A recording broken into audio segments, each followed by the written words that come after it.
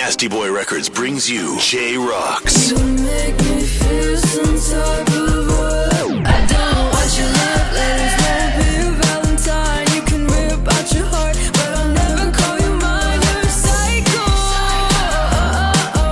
You're a psycho. You're a psycho. Hello, Jay Roxxx. Welcome to Faranduleo 411. I was actually very much looking forward to talking to you today. Thank you so much for taking a little bit of your time to chat with me today. How are you? I'm doing good. You know, some things are a little bit hectic, but overall doing good. Same, girl, same. Life is hectic, work is hectic, everything. Pero I wanted to talk to you about, first of all, let's get to know you a little bit more. I know that you're from El Centro, California. You're Mexican American. Tell me a little bit about you, your family. Let's get to know you a little bit more, and then we'll enter the music scene. All right, so I'm 18 years old, but I always say if it's an older man asking me, I'm 13. And yeah, and you know, oh my god, I'm trying to think of what I could say about myself. I have 3 siblings. You know, both of my parents are super supportive of my music career. If it weren't for them, to be honest, I don't think I would even be here at all. And yeah, I guess that's pretty much like some basic stuff. Do you still live in El Centro? Yeah, I still do. Okay. All right. So tell me a little bit about your music. I know that you're relatively new to the music scene, the professional music scene. I know that I think you contacted or you in contact with MC Magic over social. Tell me about that. How did that happen? And I know that he's working on, I think, collaborating or helping you out with your new album, which we're going to talk about a little bit that. But I want you to tell me about that. How did that happen? So it's funny because during quarantine I was like getting back into MC Magic's music because I was like, dang, like his music is so good. Because when I was little, you don't appreciate music as much, you know what I mean? And so I kind of got into that phase where I was listening to him so much, and I was super inspired, and I was like, Dad, I have to write a song like an MC Magic song, you know? And you know, I don't speak, or I'm not like fluent in Spanish. I'm barely learning right now. But I kind of know like a little bit of the basic stuff. So I attempted to write my first Spanish song on my own, but I couldn't really do it. So I had my dad help me, and I wrote my song called Mi Amor. And when my dad heard the final product, he's like, this is actually really good. And so he contacted MC Magic's management team to see if we can get a feature. And of course they didn't respond. They responded with an automated message, which of course. is cool, but crazy though, because that same day when we sent the email, someone on my Instagram questions thingy, they asked me who was your dream collab, and MC Magic was number 1 on my list. And literally the next day he was going live with his fans and everything, and I had requested to join, and I just did not think he was gonna pick me. I was like, there's no way, you know? Yeah. And I always tell everyone, like, I was just laying down on my bed, like I literally looked like homeless or something. Like I was just laying, you know, I wasn't even ready, nothing. And so and then all of a sudden I just see my screen started loading, and I was like, oh my god. And my heart started going crazy fast.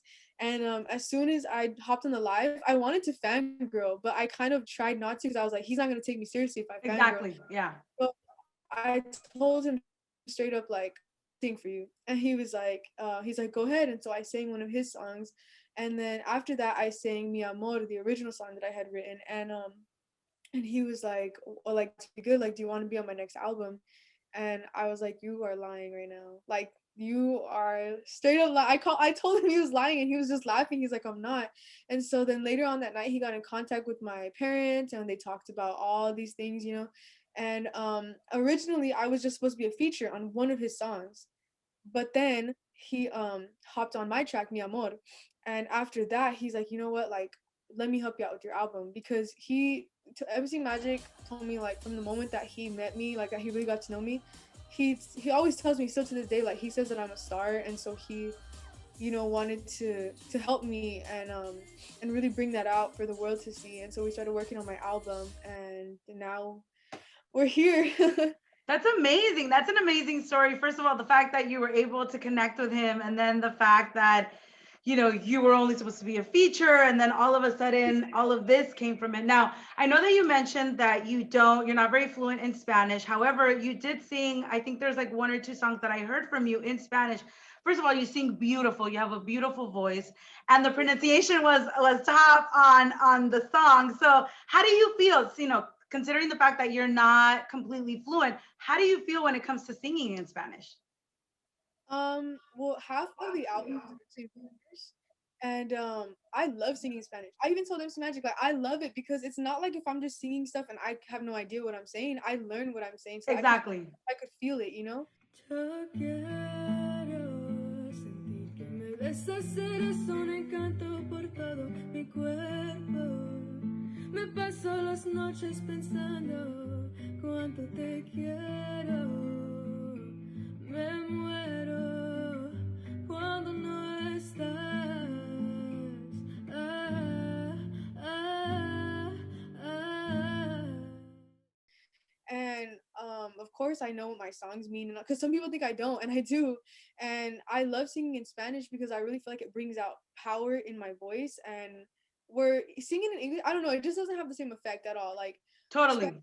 is so, the language is so beautiful, everything sounds more passionate. Like from the song that I told you, Mi Amor, the hook goes like mi amor, se comió mi corazón. And in English, it doesn't compare. Like that sounds ugly in English. Like who would even say that? That's what I was gonna tell you, and you literally took the words out of my mouth. I was literally just gonna say that it's the passion of the language that I think is what differentiates when you listen a song in English. I mean, it could be the exact same song, but you listen to it in English and you listen to it in Spanish, and the Spanish will always be much better because of the passion of the language in general. So you have a beautiful voice, and I like that you did a little bit of a cappella here because the people can hear how you sing. But tell me, you have this single, Mi Amor. You're working on an album. Is that what you're currently doing with MC Magic? Yeah, the album is called and it's going to be released on February 19th. And it really has a lot of meaning to me because February 19th is my tata's birthday, Okay. and the album I is read about that a little bit. Tell me about that. yeah. So it's crazy because I always say I'm a firm believer in everything happens for a reason, even though I don't like what happens sometimes, but I you have to take the Totally. positive. And so like even the pandemic worked in my favor, like when it came to the album and stuff. During the pandemic, 4th of July, my tata passed away, and he was my biggest fan of all time. And it wasn't just like, oh, Miha, you sing it. No, he was like you're the best, you're a star. Like he had so much pride in like that. I was like, this, like he was dramatic, but it's because like he believed in me. That's why. And so and my mom told me like ever since I was 3 or 4 years old that he called it that I was gonna be a singer, and they were like, how did he know? Like that's weird. And so when he passed away, I kind of took a break from working on the album because I mean it was a hard time. And but like I said, everything happens for a reason because the album release date was actually something that we had trouble, like when should we release it, like we didn't know. It was something that we had like a lot of conflict with. And then also because one of the songs on the album, um it's called I Belong to You, and it's featuring Little Rob. Jay Roxxx featuring Lil Rob. Don't you worry about anything, baby. And Oh, that's okay. would have never existed if my tata had never passed, because that song originally was supposed to be a dedication to him because it's an oldie. Oh, Yeah, it's an oldie. And because like I said, my tata always had his oldies playing. He always wanted me to sing oldies all the time.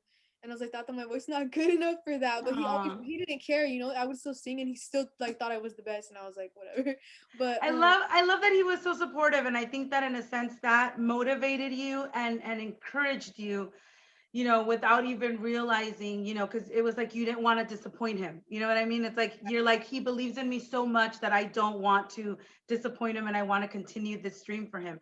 So you are coming out with this album. When did you say, I'm sorry, that it's coming out, Princesa? February 19th. Oh my God. Yeah, in like 11 days. Yeah. Are you excited? How do you feel about it? I mean, I feel like everything's gone so fast. Like you haven't even had time, I think, like to process it. Okay, we started working on the album in May. So I've been waiting since May to I just want to Okay. Okay. release. So I'm like on the verge, like I'm like on the tip of the iceberg, like I'm just like, oh, like You're hurry like ready, you're like ready to dive in. up. So how would you categorize your music? And also what inspires you? So as far as categorizing my music, I wouldn't, because I say that I could do anything. I could do I love anything. that. I You're a can feel complete artist. Yes, exactly, all around. Because I feel like because I always say like art is infinite, it's in everything, it's everywhere, and the once you put yourself into a box, Into a category, yeah.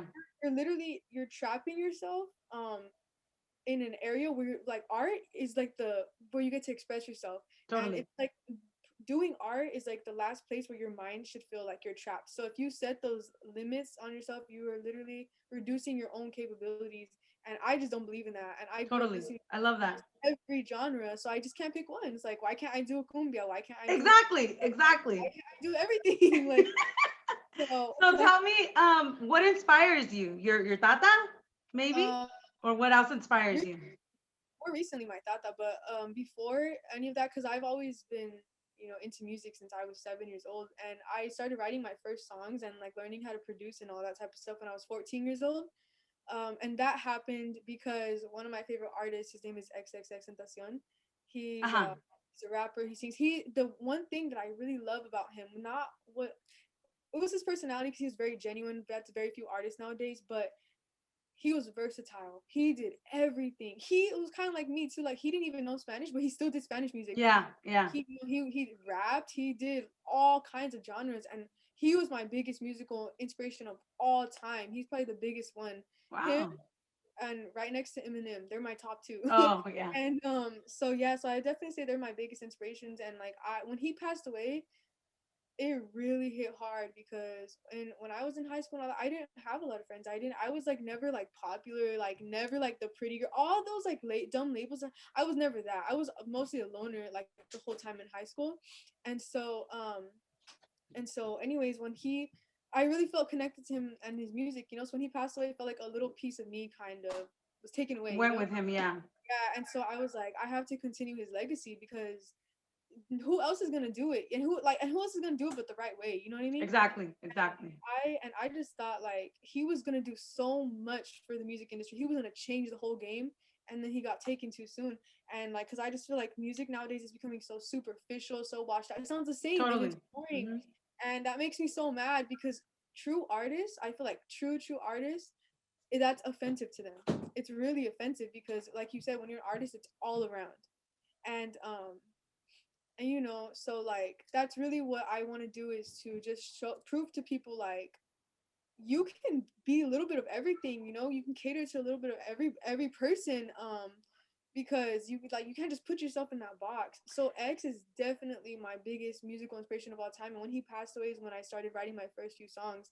And I took a lot of his, what is it, I just looked up to him, you know what I mean? And I would try to, I guess, use his vocal patterns, all that type of stuff. Like I just was really, really, really heavily, extremely inspired by him.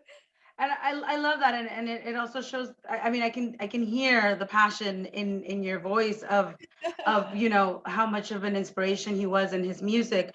And I think the biggest takeaway here in this interview is definitely that you can't box yourself into something, because then like you said, you're limiting yourself and you're not giving yourself the full potential to do anything you want. You know what I mean? So I love that about you, and I love that you're so smart.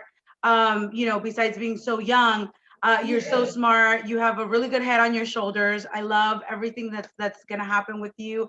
I'm very excited to hear your album when it comes out in about 2 weeks or so. I wish you the best. But one last question before you leave, I want to ask you, who would you like to collaborate with in the near future or in the future? Like, who are the people that maybe you have like on a list that you would like to collaborate with? I'm kind of sad because some of my favorite artists, they have passed away. It I was so know. Okay, definitely my top one right now, number one is Eminem. And Okay. one day, Eminem, if I become famous enough somehow and you see this, I love you and we're gonna collab. And you know what's going to happen is that it's going to happen because we're going to manifest that it's going to happen. And what's going to happen is that when you do that collaboration, you're going to come back to me and you're going to be like, I want you to play that little snippet of our interview where I said that I was going to collab with Eminem.